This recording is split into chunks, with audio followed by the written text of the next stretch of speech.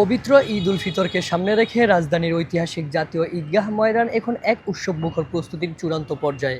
সকাল থেকে রাত পর্যন্ত বিরামহীনভাবে চলছে শেষ মুহূর্তের প্রস্তুতির কাজ।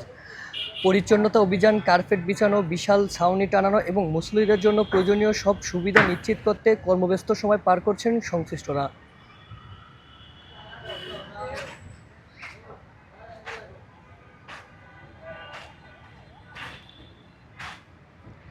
মাঠ জুড়ে ইতিমধ্যেই বসানো হয়েছে উন্নত মানের কার্পেট, যাতে করে হাজারো মুসল্লি স্বাচ্ছন্দ্যে নামাজ আদায় করতে পারেন।